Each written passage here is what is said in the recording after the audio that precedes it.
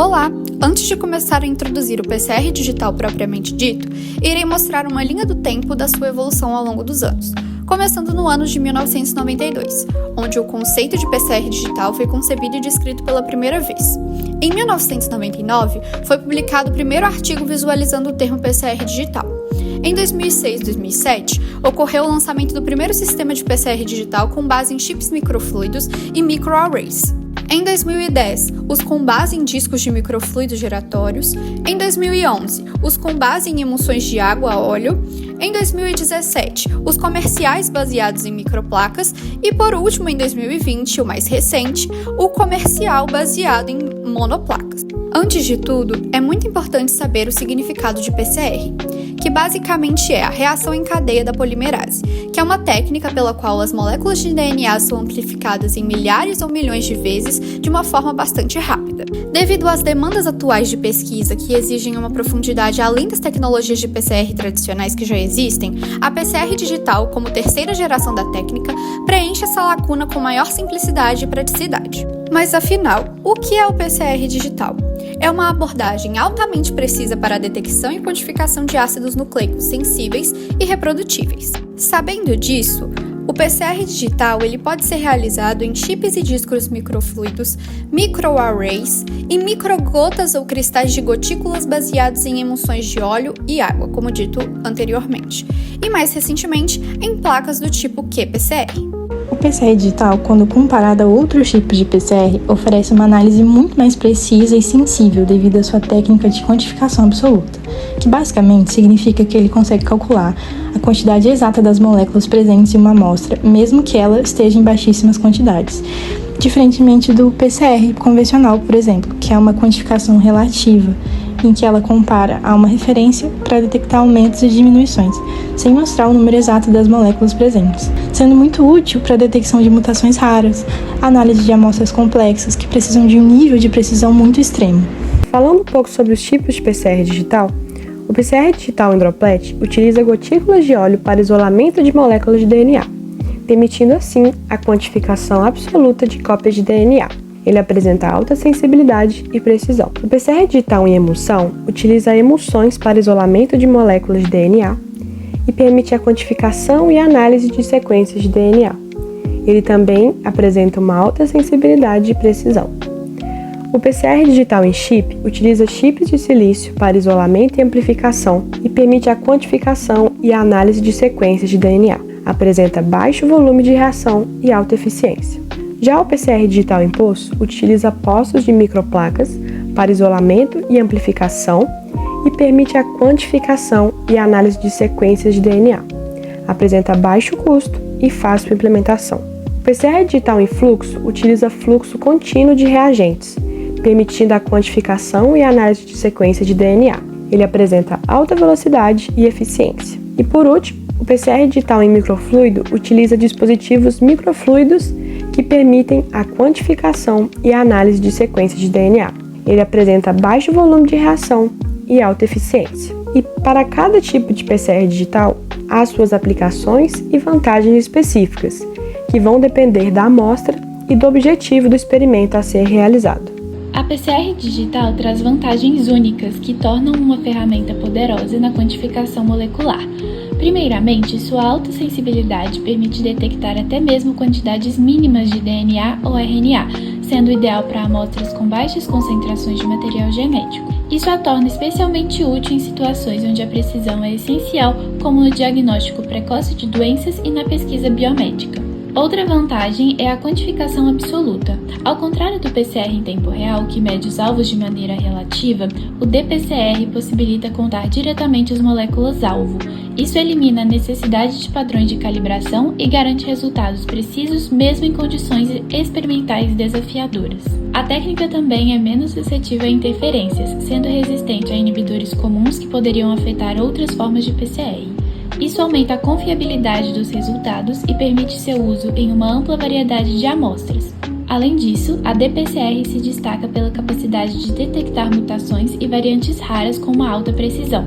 Em áreas como oncologia e genética, essa capacidade é essencial para identificar mutações específicas em populações celulares pequenas, possibilitando diagnósticos mais detalhados e tratamentos personalizados. Por fim, a alta reprodutibilidade da PCR digital garante que os resultados sejam consistentes em diferentes ensaios e entre diferentes operadores.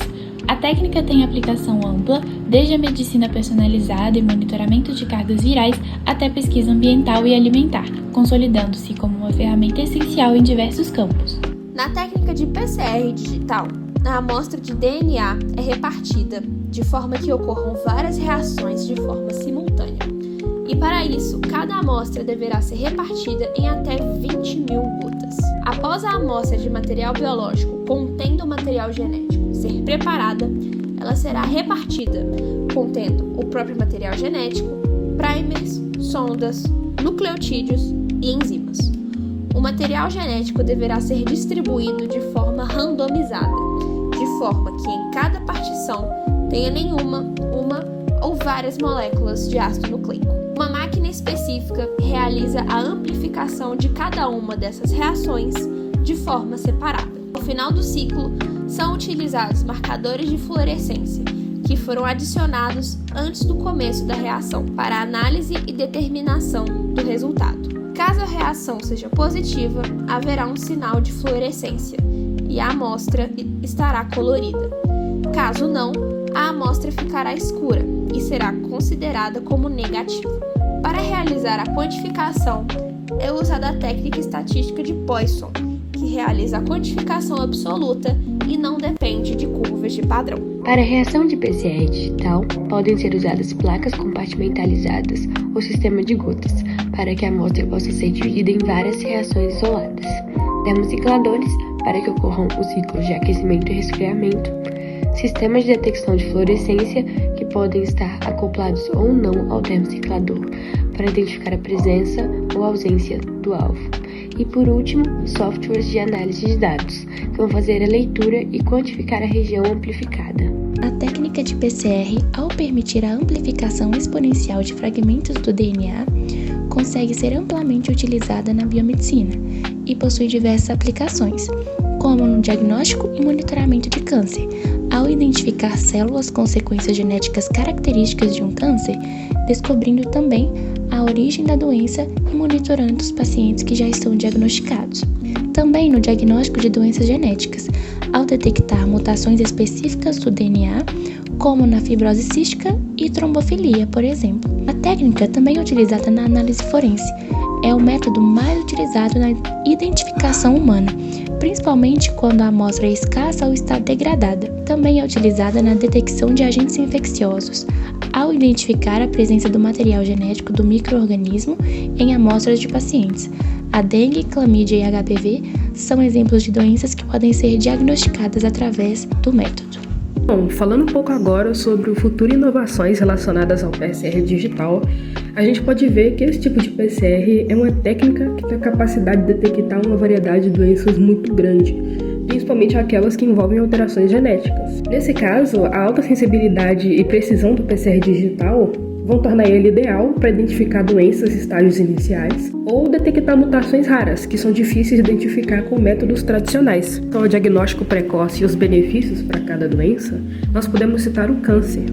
O diagnóstico precoce dessa doença vai permitir o início dos tratamentos como cirurgia, quimioterapia ou radioterapia em estágios iniciais, que são quando as células cancerígenas ainda estão mais limitadas a uma área pequena, o que aumenta as chances de cura do paciente.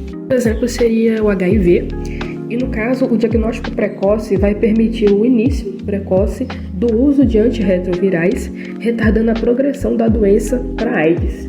Isso vai reduzir a transmissão do vírus e melhorar a qualidade de vida do paciente. Com relação às hepatites B e C, a detecção dessas doenças de forma precoce pode evitar a progressão para cirrose hepática, insuficiência hepática ou câncer de fígado. No caso da fibrose cística, o diagnóstico precoce ele permite a intervenção para aliviar os sintomas respiratórios e digestivos, além de melhorar o crescimento e a qualidade de vida da criança afetada. Em relação à malária, o diagnóstico precoce ele é extremamente vantajoso, porque a malária é uma doença muito grave.